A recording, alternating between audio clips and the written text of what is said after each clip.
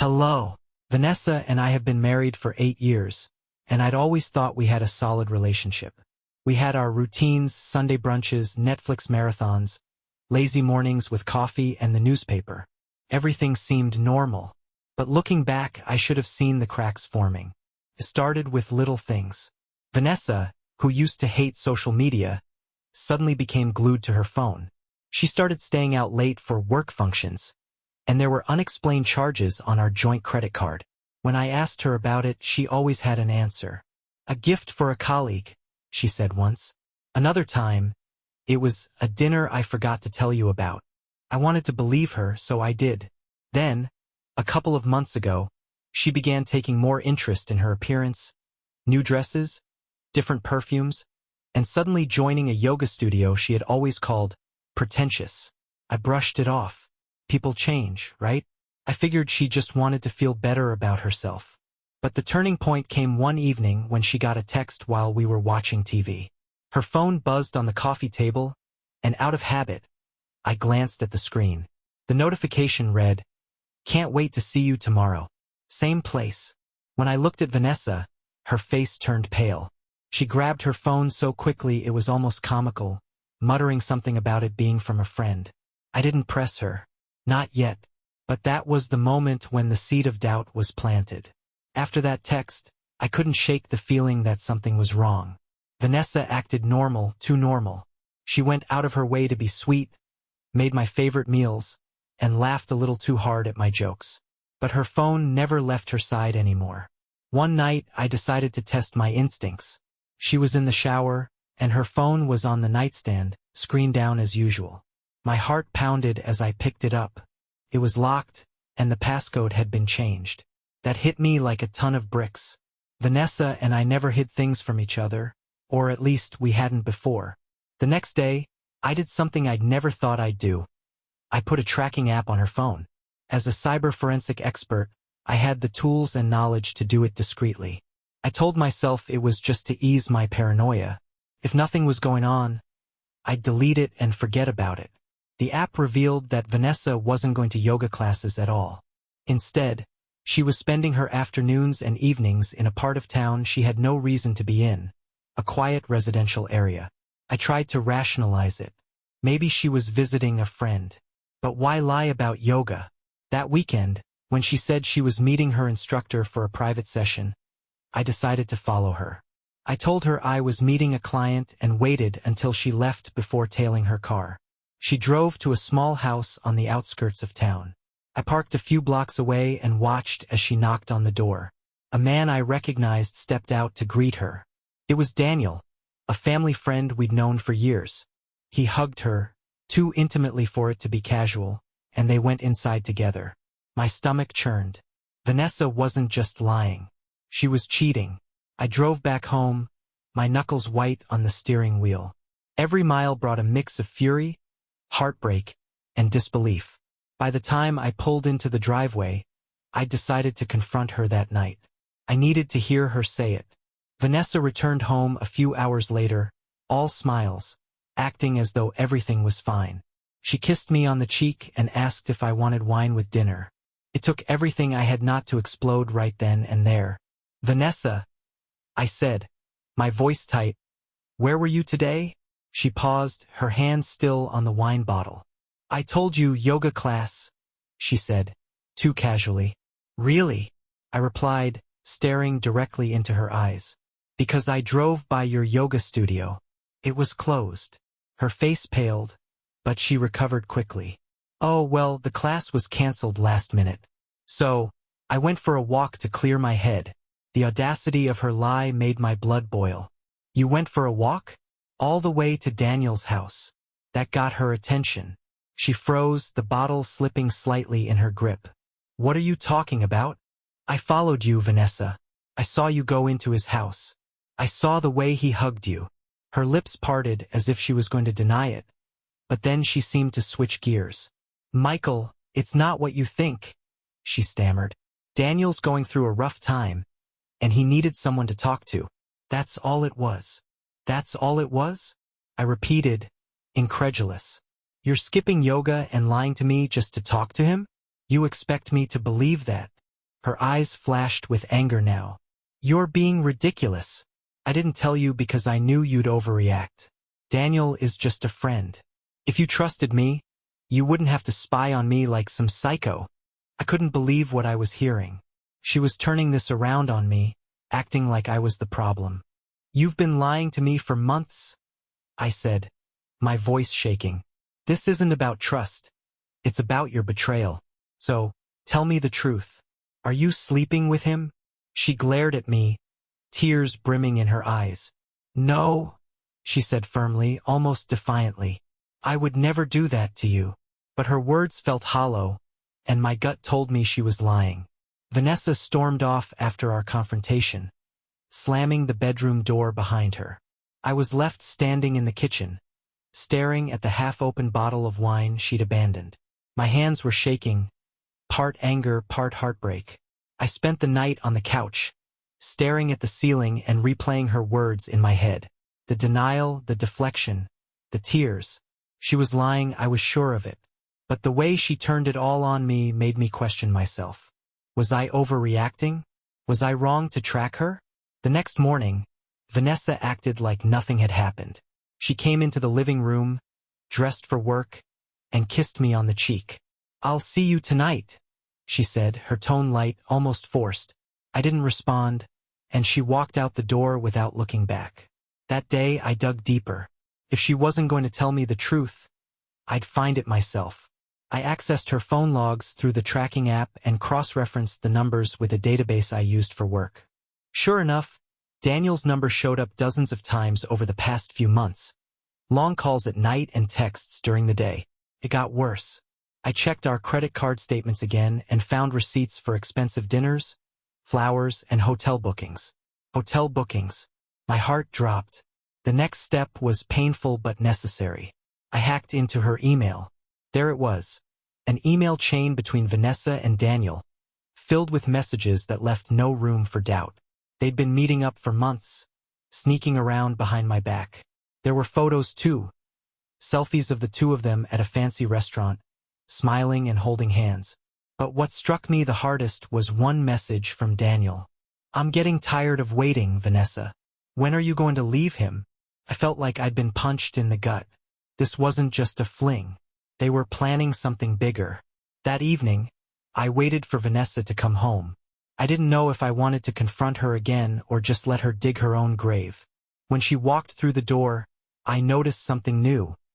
A subtle smugness in the way she carried herself. She dropped her purse on the counter and glanced at me. "What?" she said, her tone sharp, defensive. I took a deep breath, my fists clenched.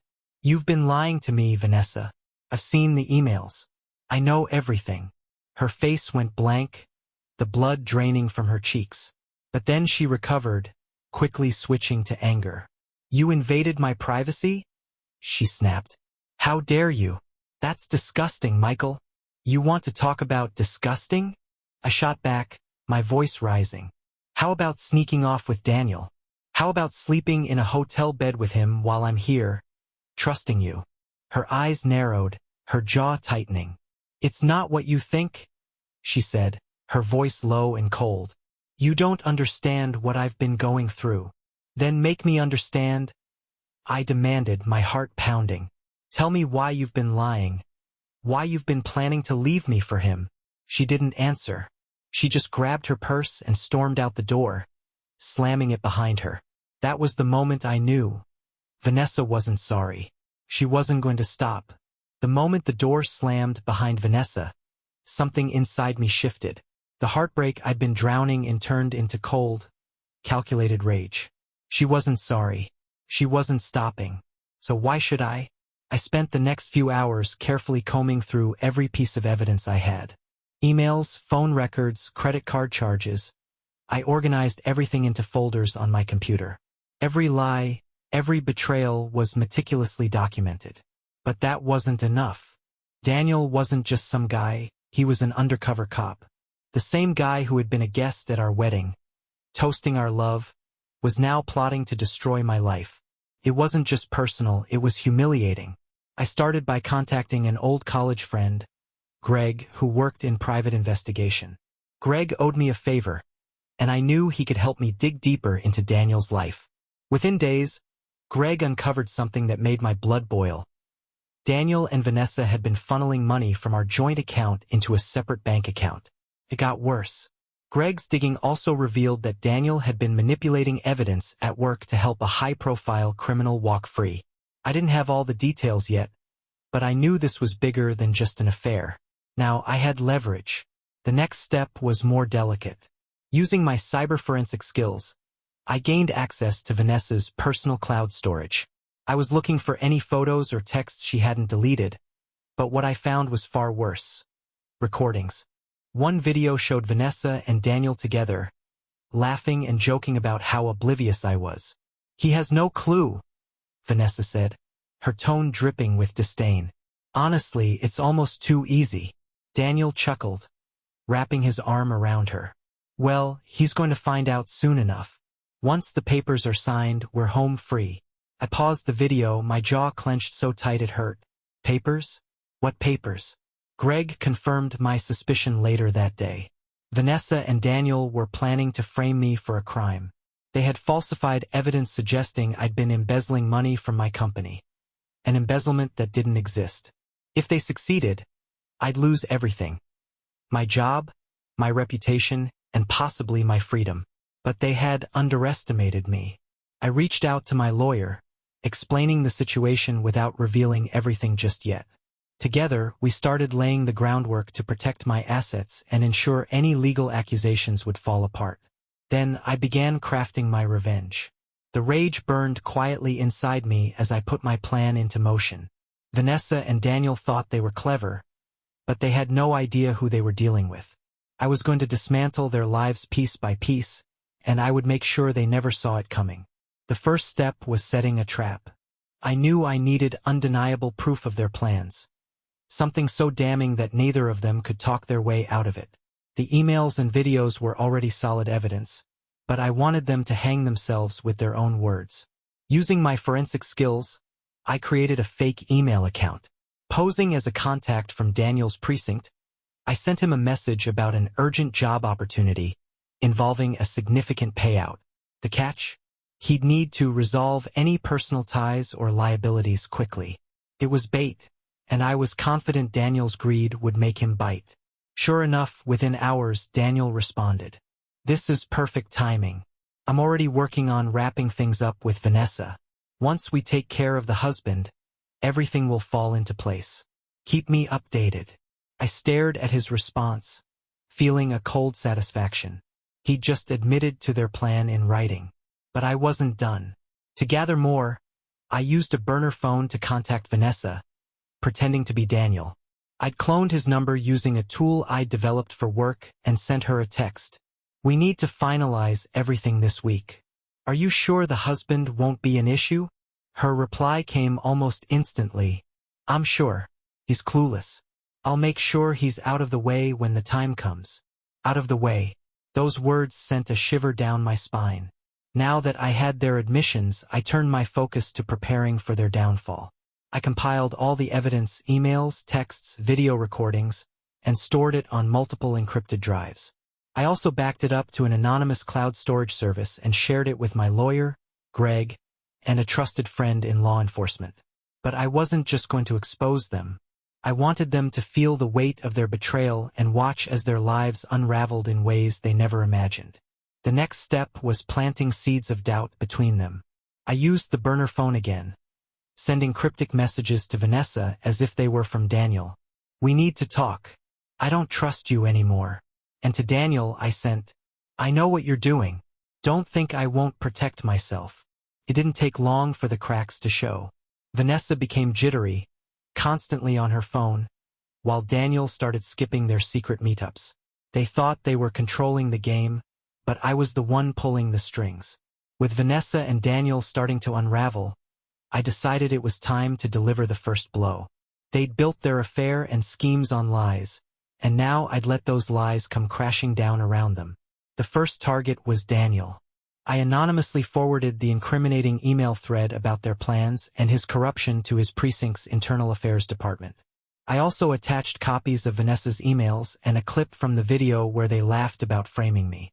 I wrote a brief, anonymous note. This officer is abusing his position and engaging in illegal activities. Do with this what you will. I knew they wouldn't ignore something this damning. Next, I turned my focus to Vanessa. Using another burner email account, I sent a link to the video of her and Daniel laughing about their affair to several of her closest friends and family members. The subject line was simple. Thought you should know who Vanessa really is. By the end of the day, my phone was buzzing non-stop with calls and texts from Vanessa. I didn't answer any of them. I wanted her to sweat. The fallout began almost immediately. Greg called me the next day, practically giddy. Daniel's precinct is in chaos, he said. Internal affairs is all over him. They've suspended him pending an investigation, and they're already finding discrepancies in his case files. I smiled grimly. Good. Let's make sure they keep digging. As for Vanessa, her perfect facade was crumbling. Friends and family who once adored her were now avoiding her calls or sending scathing messages. I knew this because she left a series of tearful voicemails on my phone, begging me to talk to her. Michael, please, one voicemail said, her voice cracking. I know I've made mistakes, but we can fix this. Just call me. Please. Fix this? She wasn't sorry. She was scared. The best part? She had no idea I was behind any of it. I didn't respond to her messages. Instead, I prepared for the next phase, forcing them both to confront the full consequences of their actions. While Vanessa and Daniel scrambled to control the chaos I'd unleashed, I was already preparing my next strike. Their humiliation was satisfying, but I wasn't finished. I wanted them to lose everything the way they had tried to strip me of my life, dignity, and future. The next target was their finances. Vanessa had been secretly funneling money from our joint account to a private account she shared with Daniel. I documented every transaction, and now it was time to use that information. With the help of Greg, I reported the suspicious activity to the bank as potential fraud. I also shared evidence of the unauthorized transfers with the IRS, framing it as a tip about undeclared income. Within days, Vanessa's and Daniel's accounts were frozen. I could almost picture the panic on their faces when they realized they couldn't access the funds they'd so carefully siphoned away. But I wasn't done. I leaked the hotel bookings and financial transactions to Vanessa's employer. Her company had a strict morality clause in their contracts, and I knew this would raise enough eyebrows to put her job on the line. Sure enough, within 48 hours, Vanessa was placed on administrative leave while they reviewed her conduct. At the same time, I escalated the pressure on Daniel. I sent anonymous tips to several journalists about the internal affairs investigation, along with copies of the evidence I had. The story hit the news within a week, exposing Daniel's corruption and his affair with Vanessa.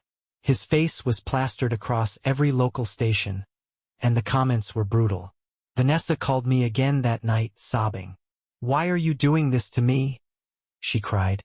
"Everything's falling apart, Michael. I need you to help me fix it. Please." I listened in silence, my heart cold. When she stopped to catch her breath, I finally spoke. "You did this to yourself, Vanessa. I'm just making sure the truth comes out." "Michael," she whispered, her voice trembling. "I'll leave him. I'll end it with Daniel. Just give me another chance." I laughed bitterly. "Another chance? After you tried to frame me? After you planned to destroy me?" She started to speak, but I cut her off. No, Vanessa. This is only the beginning. You and Daniel thought you could play with my life. Now it's your turn to lose. I hung up and blocked her number. Vanessa and Daniel had no idea how much further I was willing to go. By now, Vanessa was ostracized, jobless, and broke, while Daniel's career and reputation were crumbling under the weight of the internal affairs investigation. But they hadn't hit rock bottom yet. Not the way I planned. I needed to ensure their betrayal was exposed to everyone who mattered to them. First, I sent Vanessa's parents a copy of the video where she and Daniel laughed about me being clueless and their plans to frame me. I attached a message. "This is the woman you raised. Thought you'd like to know who she really is." Next, I anonymously contacted Daniel's wife. Yes, he was married too. She'd stayed in the background throughout this mess, probably because Daniel had kept her in the dark. That was about to change. I sent her a package with copies of the evidence, texts, emails, and the same damning video clips. I included a handwritten note. He lied to me and he lied to you. You deserve the truth. If you want justice, I'm willing to help. Within hours, Daniel's wife reached out to me. She was devastated but furious, and she wanted to take him down. Together, we crafted a plan to file a lawsuit against Daniel for marital misconduct, which would ensure his financial ruin. She also vowed to testify against him in the internal affairs investigation. But the coup de grace came when I arranged a public confrontation. Using an anonymous account, I leaked details about Vanessa's and Daniel's affair to the community forum in our town. I invited people to meet at a local cafe for a truth reveal about two individuals who had betrayed their spouses and the law. On the day of the event, Vanessa and Daniel walked in, looking nervous but trying to act composed. They had no idea what was coming. I stood up from a corner table and addressed the small crowd that had gathered. Ladies and gentlemen, these two people thought they could ruin lives and walk away unscathed. I began, holding up my phone. Let me show you who they really are. I played the video of them mocking me and planning to frame me. The gasps and murmurs in the room were deafening. Vanessa looked mortified, her face turning bright red, while Daniel tried to bluster his way through it, shouting about defamation. It's not defamation if it's true, I said coldly, silencing him. The evidence is already with the police, the media, and your employers. There's no escape. The cafe erupted in chaos. People berated them, some even recording the scene on their phones. Vanessa ran out in tears, while Daniel tried to defend himself before finally leaving in disgrace. I stood there watching the destruction I'd orchestrated. It wasn't just about revenge anymore. It was about reclaiming my life and ensuring they paid for what they did. The fallout from the public confrontation was swift and brutal. Word spread through the town like wildfire, and by the next morning, Vanessa and Daniel were social pariahs. Neither of them could go anywhere without facing whispers, judgmental stares, or outright confrontations. Vanessa tried to reach out to me again, leaving voicemails that ranged from tearful apologies to enraged accusations. I ignored them all. Daniel wasn't faring much better. Internal affairs moved quickly, using the additional evidence I'd provided to build a rock-solid case. He was suspended without pay and faced criminal charges for corruption. His wife filed for divorce immediately, and the lawsuit we'd planned together guaranteed he'd lose what little he had left. But my revenge wasn't complete without one final act. I compiled all the evidence into a neat digital package and sent it to the CEO of Vanessa's former company, along with a note. You may want to reevaluate your severance policies. This is who you've been paying. The company issued a public statement condemning Vanessa's actions and severed all ties with her, ensuring she'd never work in her field again. Vanessa showed up at my door a few days later, disheveled and desperate. I didn't let her inside. Michael, please, she begged, tears streaming down her face. I've lost everything. My job, my friends. Daniel's gone. I made a mistake, but we can fix this. Please, just talk to me. I looked at her, feeling nothing but a cold emptiness. Fix this, I repeated. You didn't just make a mistake, Vanessa. You destroyed everything we had. And now you're just reaping what you sowed. She sobbed, trying to step closer, but I held up a hand to stop her. Go home, Vanessa, I said firmly, if you still have one. Her face crumpled, and she turned away, walking down the driveway with her shoulders slumped. Watching her leave for the last time, I felt a strange sense of closure. She and Daniel had tried to ruin me, but in the end, they'd only destroyed themselves. After Vanessa walked away that day, I sat in my empty house, staring at the remnants of a life we'd built together. The silence was deafening, and for the first time since this nightmare began, I allowed myself to feel the weight of everything that had happened. I wasn't just mourning the betrayal. I was mourning the years I'd wasted loving someone who wasn't who I thought she was. Every memory we'd shared now felt tainted, every moment of happiness overshadowed by her lies. I thought about how blind I'd been, how easily I'd ignored the red flags because I wanted to believe in her. The woman I loved was gone, or maybe she had never truly existed. But as painful as it was, I also felt a strange sense of liberation. Vanessa and Daniel had tried to break me, to manipulate me into losing everything. Instead, I'd turned the tables. I'd taken control of my life in a way I never had before. I thought about what this ordeal had taught me. 1. Trust isn't blind, it's earned. I trusted Vanessa implicitly, and she'd used that against me. From now on, I'd be more cautious, more aware of people's actions and intentions. 2. Revenge doesn't heal wounds, but it can bring closure. I wouldn't lie to myself and pretend I felt no satisfaction in dismantling their lives. But I also knew that vengeance was a temporary salve. True healing would take time. 3. I was stronger than I realized. For months, I'd let Vanessa and Daniel's betrayal define me. But now I saw that I was more than their victim. I'd taken back my power and I'd survived. That night, I took down all the photos of Vanessa and packed up her belongings. The space felt emptier without her things, but it also felt lighter, like I could finally breathe. As I boxed up the last of her memories, I found myself thinking about the future. What would it look like? Who would I become now that I was free of her lies? For the first time in a long time, I felt hope. The weeks following Vanessa's exit were a whirlwind of changes. Once the dust settled from my revenge, I knew it was time to start focusing on myself. The betrayal had taken so much from me, but I refused to let it define the rest of my life. The first step was reclaiming my space. The house had been a symbol of our life together, and everywhere I looked, there were reminders of her. I started small, repainting the walls, replacing furniture, and rearranging the layout. Every change felt like shedding another layer of the past. I also took up new hobbies to fill the void Vanessa had left. I started running in the mornings, something I hadn't done in years. At first, it was just to clear my head, but eventually it became a form of therapy. Each step felt like a release, the pain and anger dripping away with the sweat. One day, while running through the park, I spotted a dog shelter hosting an adoption event.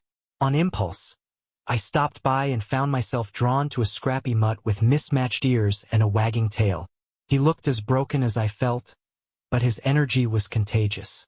I adopted him on the spot and named him Max. Max became my anchor. His goofy antics and boundless enthusiasm reminded me to laugh, even on the darkest days. Taking care of him gave me purpose, a reason to get out of bed and keep moving forward. Professionally, I doubled down on my work as a cyber forensic expert. The situation with Vanessa and Daniel had made me realize how much I enjoyed unraveling puzzles and exposing the truth. I started freelancing on high-stakes cases, helping companies and individuals uncover fraud and breaches. The work was challenging, but it gave me a sense of accomplishment that I hadn't felt in years. Socially, I reconnected with old friends I'd drifted away from during my marriage. At first, it was awkward. How do you explain to people that your wife cheated on you and tried to frame you for a crime? But their support was overwhelming. They reminded me that I wasn't alone and that I still had people who cared about me. One night, over drinks with a close friend, I finally said the words out loud, "I'm okay." It wasn't entirely true yet, but I was getting there. Slowly but surely, I was rebuilding a life I could be proud of. A life where I was stronger, wiser, and free. Rebuilding my life wasn't easy, but as the months passed, I began to feel a sense of peace I hadn't experienced in years. The chaos that Vanessa and Daniel had unleashed on my life was fading into the background, replaced by a quieter, more grounded existence. I threw myself into new routines, focusing on small victories that made each day a little brighter. Max, my rescue dog, became my constant companion. His enthusiasm for life was infectious, and he forced me to step outside, both physically and emotionally. Therapy also played a crucial role in my recovery. At first, I was hesitant. I'd always been the kind of person who believed I could handle things on my own. But talking to someone unbiased, someone who could help me untangle the mess of emotions, was transformative. My therapist, Dr. Hayes, helped me confront the lingering anger and resentment I felt toward Vanessa and Daniel. "You've already taken back control," she said during one session. Now it's time to take back your happiness. You deserve that. Her words stuck with me. I started volunteering at the same shelter where I'd adopted Max, helping other dogs find homes.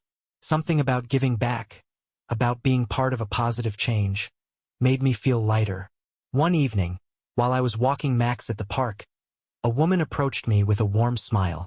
"He's adorable," she said, kneeling to pet him. I smiled back. "Thanks. He's been my lifesaver." We talked for a while about dogs, about life, and I learned her name was Rachel.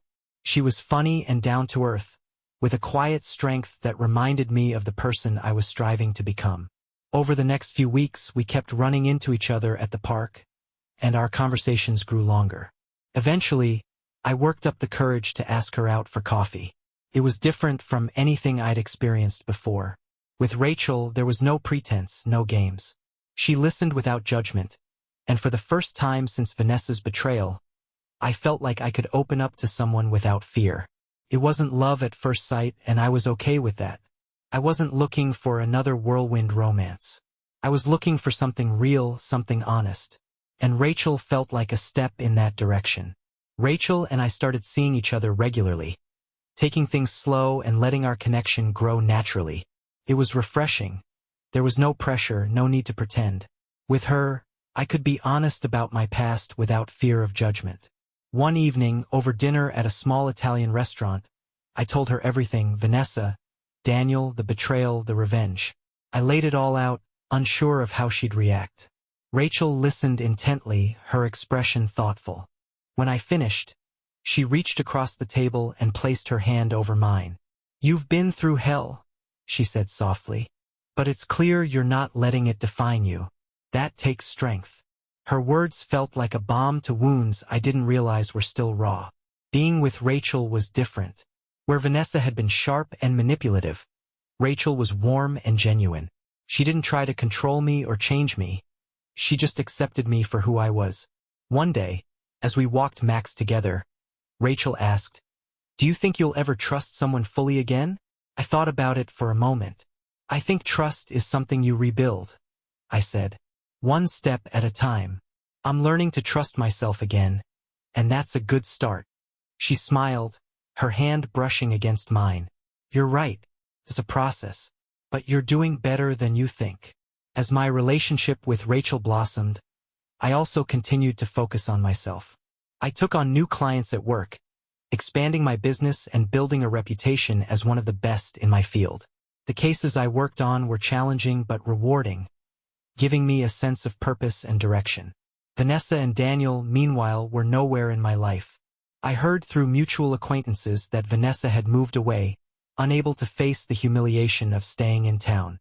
Daniel, I learned, had been fired, divorced, and left with little more than his name, which was now synonymous with disgrace. The satisfaction I once felt from their downfall had dulled. They no longer occupied space in my mind. I was focused on the future, on what I was building, and on who I was becoming. Rachel and I continued to grow closer, but this time I was cautious, mindful of the lessons my past had taught me. I wasn't rushing into anything. I wasn't building my life around someone else. Instead, I was inviting her to walk alongside me in the life I was creating for myself. A year after the betrayal, I found myself standing at the park where it all began, where I'd first met Rachel, where I'd started to rebuild my life. Max barked at a passing squirrel, and I laughed, the sound feeling foreign yet welcome. Looking back, the pain of Vanessa's betrayal had once seemed insurmountable. I'd been consumed by anger, heartbreak, and a need for vengeance. But now, those emotions felt distant, like shadows from another life. Rachel approached with 2 cups of coffee, her smile lighting up the chilly morning. She handed me one and sat beside me on the bench. "What's on your mind?" she asked, her voice gentle. I looked at her and smiled. "How far I've come," I said. It was true. For so long, I'd let Vanessa and Daniel's actions define me. I'd been the betrayed husband, the man seeking revenge. But now I was so much more. I was Michael, the man who had reclaimed his life, who had found strength in his pain, and who had built a future worth living. Rachel sipped her coffee, watching Max chase a ball. You know, you're not the same person you were when we met, she said. I raised an eyebrow. Oh? How so? You're lighter now, she said with a smile. You've let go of the weight you were carrying. You're free. Her words struck a chord. She was right.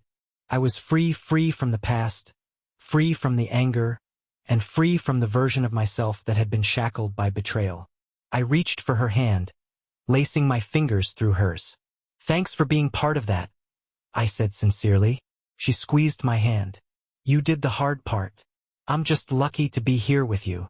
As we sat together, watching Max play, I realized I didn't need closure from Vanessa or Daniel. Their actions had spoken for themselves, and their absence was all the closure I needed. My life was my own again, and for the first time in years, I was at peace. This was the beginning of a new chapter, one defined not by pain or revenge but by hope, love, and the promise of better days ahead. Bye-bye.